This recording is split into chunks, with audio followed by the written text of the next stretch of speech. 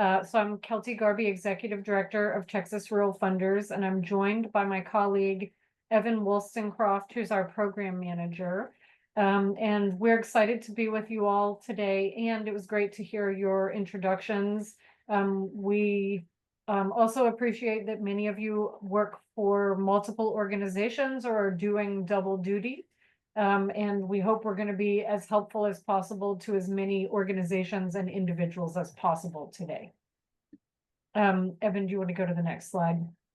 So if you have not heard of us before, it's probably for one of two reasons. We are a fairly new membership organization for funders.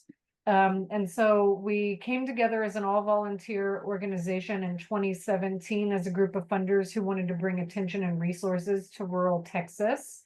And we established our mission to mobilize the power of philanthropy to strengthen rural Texas. And what that has looked like for us is a set of signature issues. So some people know us only as a broadband organization, and in those spaces, I have to say, we actually do other work. Our other areas are rural media and communications. So we worked with the Texas Tribune a number of years ago to create a rural symposium that happens every other year. It just occurred in San Antonio in November. And our newest area of work is capacity building. So we do learning for funders. So we present and introduce them to organizations, resources, things that help them do their work better. And we have members that range from small local rural-based funders to large statewide and some national who include rural in their service area and want to make sure that they're getting applications from rural communities. So one of the things that differentiates us as an organization is that we also provide some resources for communities, and presentations like today are an example. But the other piece that you all should know about is we have a monthly newsletter called The Roundup. And so I often describe my job as air traffic controller, where we're trying to pay attention to grants, conferences, tools, and resources and get those into the newsletter. But the other piece that's important for you all to know is if there's something that you're proud of or challenged by in your community and you want to talk to us about it, we're here as a resource. Next slide, Evan. So today we are going to talk about our grants hub and give you a quick walkthrough of that to introduce the resource to you. Then Evan is going to share about prospect research and what that means and how you do it. And then we're going to talk about creating a pitch or a one-pager. And there'll be some time to go into breakout rooms to do that. Next slide, Evan. Again. So our grants hub is something that we created last year in response to a funder from East Texas who was going to create a grants hub just for their region. And they said, we think this makes a lot more sense to create it at the state level. And so when we first created it, we focused on national grants from grants.gov and state grants from state agencies. So what we're doing each month is spending time doing the research to find grants that rural communities are eligible for. One of the things that we're excited about is over the past year, we've also added grants from private funders. So when you go to the front of our website, and I will do this live in just one moment, but I want you all to see it. So you have this in a slide. Across the top of our website, you'll see events and resources. If you're interested in broadband, that first tab right there includes all of the tools and resources we've created and how to think about broadband. But the next two pieces, the Grants Hub and rural resources, are what I'm going to focus on today. Evan, next slide. So the Grants Hub, as I mentioned, we are doing the research each month to provide grants to keep you all from having to spend your time doing the research.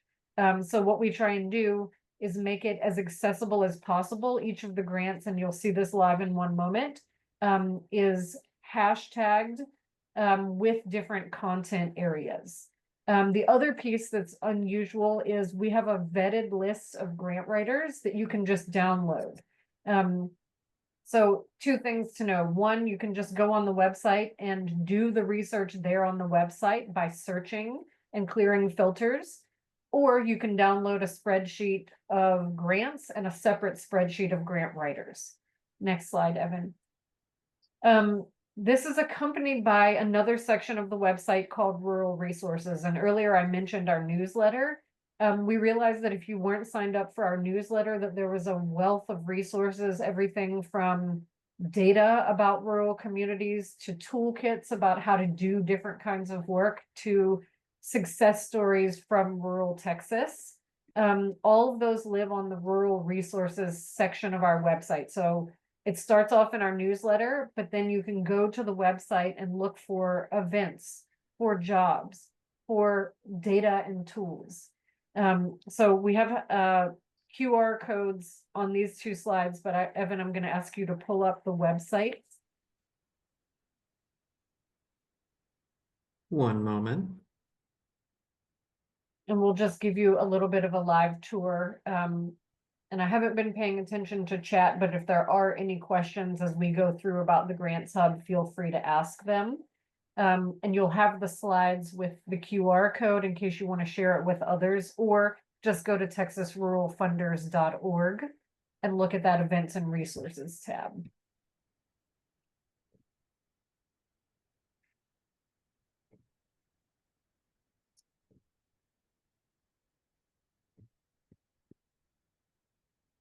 So as you'll see, Evan's going to hover over the events and resources. Oh, he's already gone there, to the Grants Hub. So on the left side of the screen, if you want to download the grant writer list, you can do that on the yellow button. If you want to download the grant list, you can do that with the green button on the right. But what is probably of most interest to you all is the programmatic area tabs.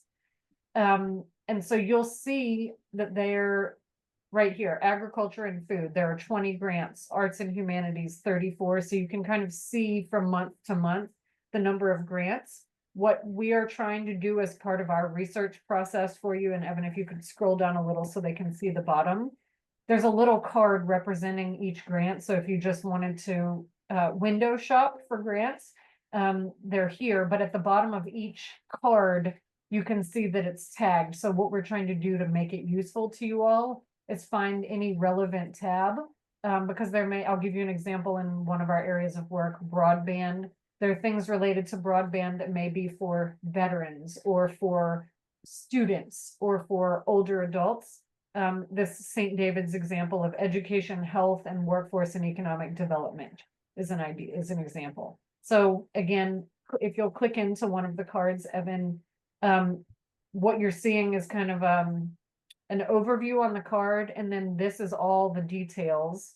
You will still need, if it seems appealing, to click on the link to opportunity or the application platform to gather all the relevant information. But what we're trying to do is give you a starting point. Evan, if we can pull back out to the grant writer list. Oh, sorry. I'll just talk through the grant writer list. So the grant writer list is a spreadsheet. You'll see that they'll share by content area, their hourly rate, where they've been successful. And so again, if you all don't have the capacity to write a grant but want to work with somebody as a partner, that option is there. And then the last thing I'll say about rural resources, Evan, maybe we should pull that up visually.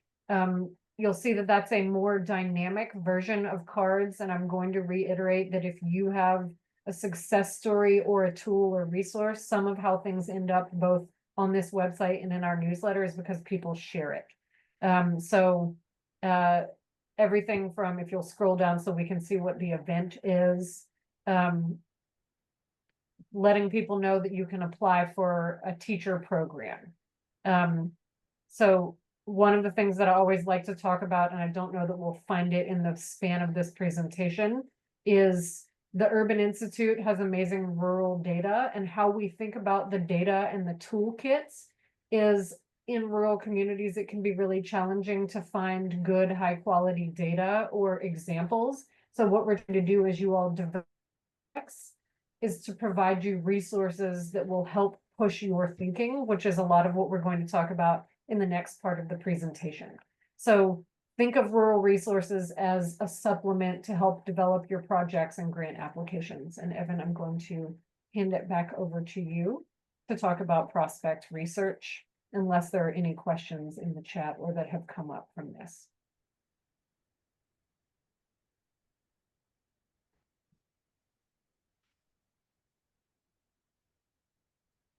All right, Evan, take it away. All right. Folks, so Kelty just covered how to find some funding opportunities for your projects, for your organizations. We're going to move now to how you figure out whether that funding opportunity, that grant you just found, is a good fit for what you want to accomplish. And this is a process called prospect research. How do we vet potential funders as partners in our work? And so Kelty and I come from a fundraising background. Um, and something that you learn as a fundraiser is the way that you can think about your relationship with a grant maker is really as sort of a pipeline. We have this pre-application phase where you get a name of a funder, someone who works in your space, is interested in the types of programs that you do. And the process you go through to learn about them and to make contact with them makes them a prospect for funding, for support. Eventually, we hope to get to the point where we can solicit them for support and then capture their gift. Then they become a funding relationship that we stored and over time that we hope to grow. Today's presentation focuses on these first two phases: how to find leads, just a name of someone who might be able to give us a grant, and then how to research them as prospects so we know if we can ask them for support. So where to look? We can look at our peers, what foundations are working with nonprofits, with programs, with community organizations that are similar to us. We can look at the network on our board, through our staff, through folks who already support us that might be able to make direct connections to new funders. And we can reach out to open resources. We may have a local community foundation, like Community Foundation of the Texas Hill Country, or there may be free online resources like the Texas Rural Funders Grants Hub that Kelty just walked us through, where we can start to get names and information on potential supporters. Some local organizations like your local library may also offer free access to fundraising research and software like Foundation Directory Online. And Foundation Directory actually also has a location finder where you can search out some of that free access to go in a level deeper and find information on specific funders. Now, when we start researching our leads, these names that we have of funders who maybe could give us a grant, we're going to go through a process that I was always sort of trained as the ABCs of development. We're researching three things. We're asking ourselves three questions. Do we have access to this grant maker? Does this grant maker believe in what we do and how we do it? And does this grant maker have the capacity to make us a gift? And if we can get A, B, and C, then we can move on to D, the financial resource development that we want to do by submitting a grant. So access comes up first, and this is really focused on how we can contact the funder. And you're going to focus on searching for a live staff contact. You want someone who can answer questions about eligibility, the process for the grant, what their focus might be. And we can often find this information online through our board connections and with our professional networks. If we can get access, what we want to then start learning about is, how does this funder do their work? Are we aligned with their giving strategy, not just in terms of the model of how we do our work, but the outcomes that our work produces in our community? And we can do this by talking to the funder once we have that contact information, that access, but also by researching information about the other types of nonprofits and community work that they fund. And then finally, this question of capacity.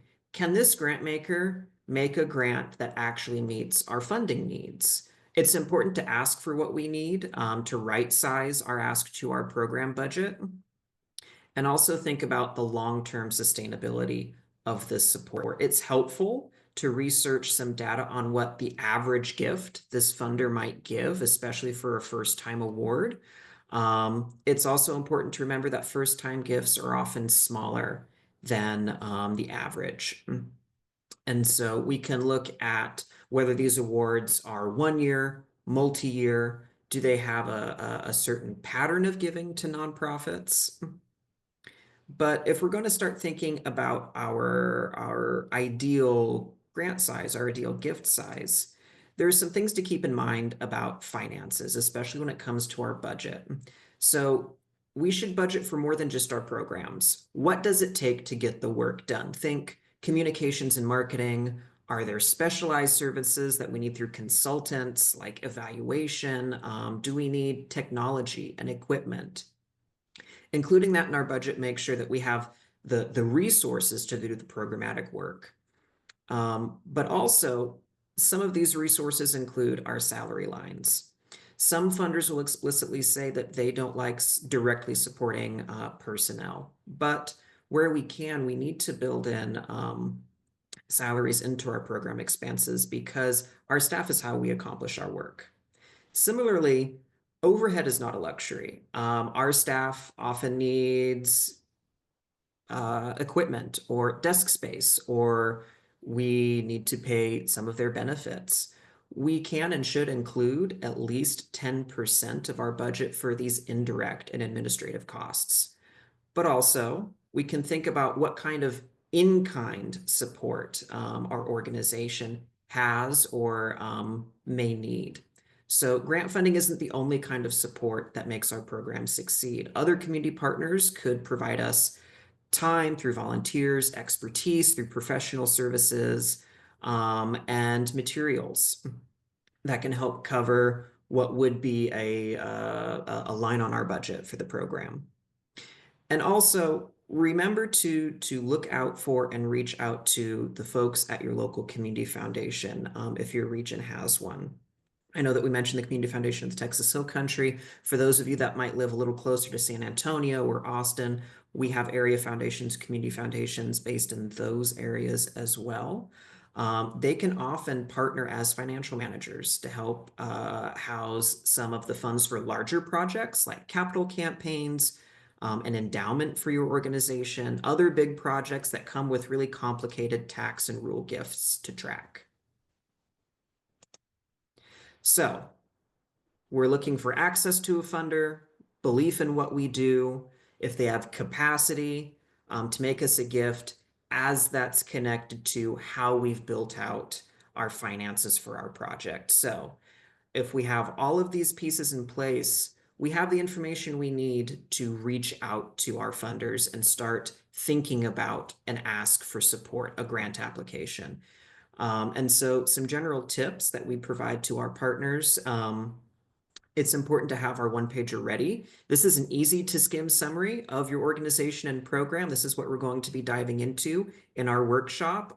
We advise no more than 2 pages, but shorter is always better. It's important to also talk about what we do, not just the 2 or 3 or 4 things that we may need. And wherever we can, tell the story, organize this as a narrative so that it comes through why the work that we do is special, not just a laundry list of tasks that keep us busy. And finally, we should tailor our 1 or 2 pager to the audience that we're presenting to. Each relationship that you have a funder is going to be unique, and they're going to have their own specific goals in mind with their funding strategy. And so as we've researched them, as we reach out to them, whatever we learn, we should reflect into how we tweak our one pager, how we tweak our pitch so that it reflects what motivates them as givers. And Kelty, I think, oh, one more. There are other resources to reach out to as well as you get started on sort of this fundraising and research journey. We have the Texas Grants Resource Center here in Austin. Obviously, the Hill Country Alliance and the Community Foundation of the Texas Hill Country are great resources for workshops just like today. And we have other great community foundations and intermediaries here in the region serving the Texas Hill Country that help with capacity building, professional development, and research. And now, Kelty, I think I can hand it back to you. Yes, so a couple of things. We're going to get started and talk to you about what is a one pager. As Evan and I thought about this presentation, which we've done once before, we said, what's one thing that we've done across every single job in fundraising? And I said, Evan, I can't even count the number of one pagers I've written over the past 20 years. And so that is a really great starting point for thinking about how you would talk about your project, not only with your partners, but also with funders. So Evan and I had a conversation and we're trying to boil it down to what is a one pager? Why do you have one? How do you use it? And I know it sounds simplistic to say that it's a tool that your supporters use to get you support, but it's your elevator pitch with the facts. And so if you have an idea that you're working through, it is helpful to write it down and begin to see, are there parts of this that are very developed and that would be easy to get started? Are there parts of this where I need some help from a partner? Or is there somebody in the community who might have an in-kind contribution they can make that would get us moving? And as you go through thinking about and answering those questions, you are refining the pitch that you'll make to a funder. And so I've been on, Evan and I do lots of fundraising now. I've also administered funds at a state agency and watched a number of members of Texas Rural Funders engage with nonprofits. And I think one of the things I've seen a lot is when people get in front of a funder, they are often nervous or they haven't thought all the way through their project. It's really important to have a clear ask. And so that's what we're trying to aim you toward with the one pager, which is if a funder says, how much money do you need to do? What do you want to do? And how much money do you need?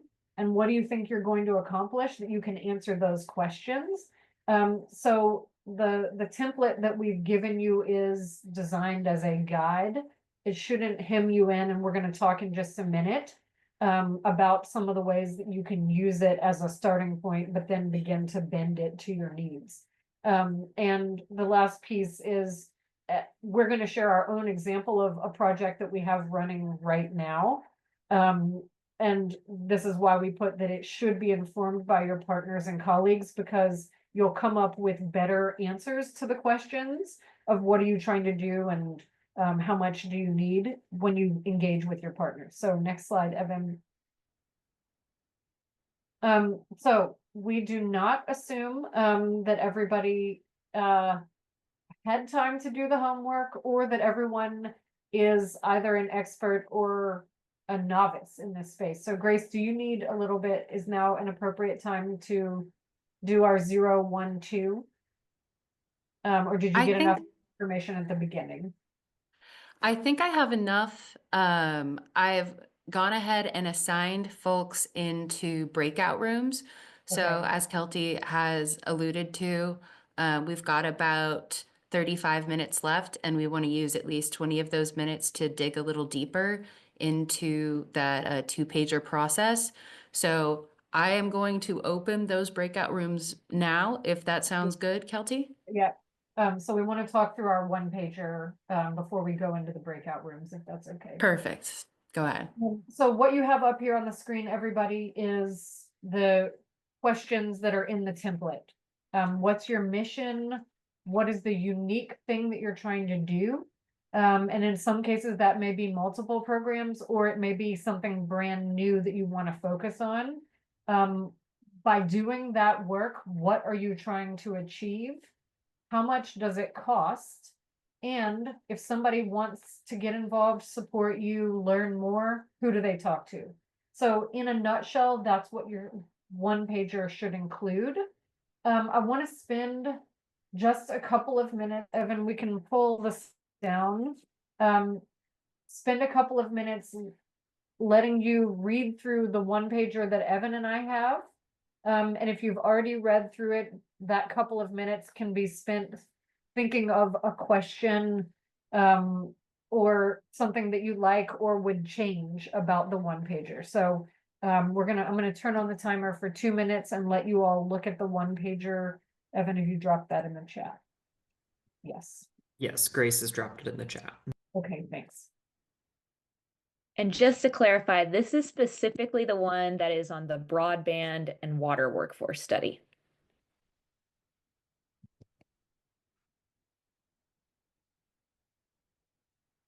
Does everyone have access to that? I guess if you have any problems, feel free to message one of us or drop us a line.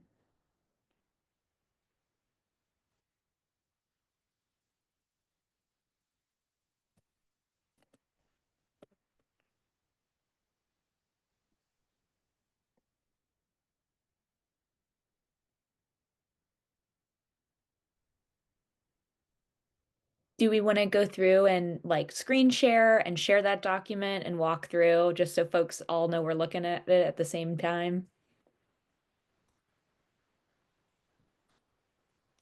If there's anybody who doesn't have it, raise your hand.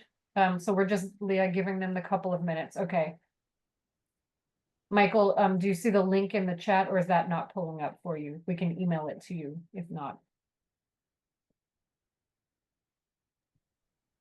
And I saw Barbara Hudson's hand go up too. Barbara, do you see the link in the chat? It's the last thing in the chat. Yeah, I got it. How about you, Barbara? You're on mute if you're talking, Barbara. But you can give us a thumbs up if you've got it. Is it the same document that's in the link on the email that Grace sent? Yes. Looks like it. Yes. Okay, cool. I've got that open.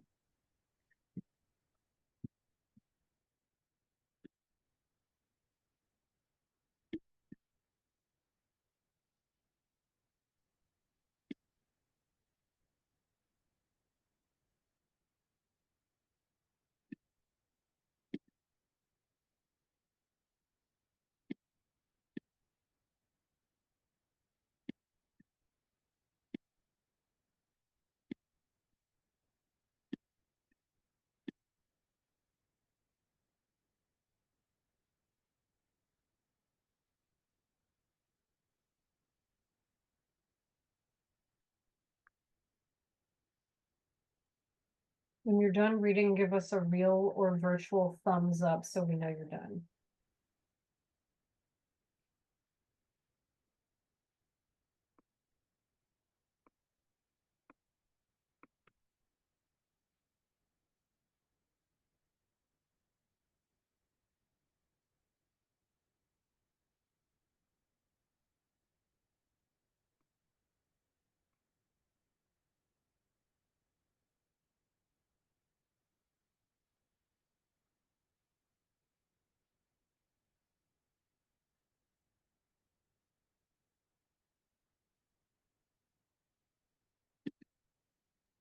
Thanks, Lori and Kelly.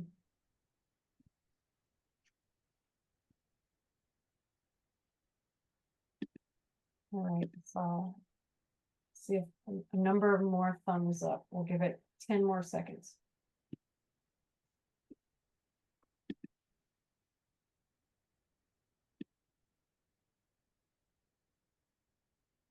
I'm sorry, I can't get out of this screen.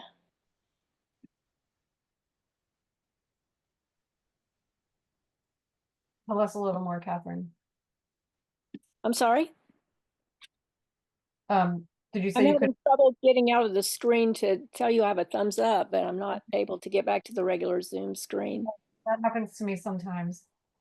Trying to see if I can back out of here, but it's not letting me. I think a verbal thumbs up works, Catherine. Okay. Very good. So All we right. want you all to have this example to see a couple of things. We started at a global level and said, this is the challenge that's happening in Texas. Here are the resources that are available and the opportunity that's in front of us. And so you can hear that it's or you can see by reading it that it's a time sensitive but big opportunity for Texas. We partnered with another organization. So one of the things we want you to know is this was not done in one day. This was multiple conversations with our partner organization saying, we know there's a workforce need. And part of why this is useful is because it is across both broadband and water. So it's a little bit overwhelming, to be honest. And what we tried to do was boil it down.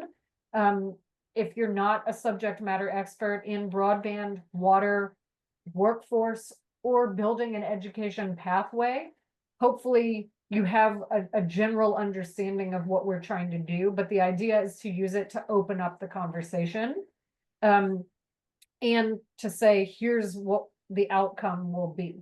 And so what we did was split the fundraising goal between the two organizations, which turned out to be quite useful because there are shared members, funders between the two organizations, where one of us has a closer or more active relationship currently and was able to get a portion of the dollars. So I think one of the lessons that I just want to impart to us before we go into groups, there's probably a more elegant way to describe it, but I describe it as slicing and dicing. And so what I think about is, in my water and broadband, what's the common way of talking about this? What we've landed on is they both have to do with infrastructure and they both have a workforce need. But there's a lot of other ways we could slice and dice that depending on what a potential funder was interested in.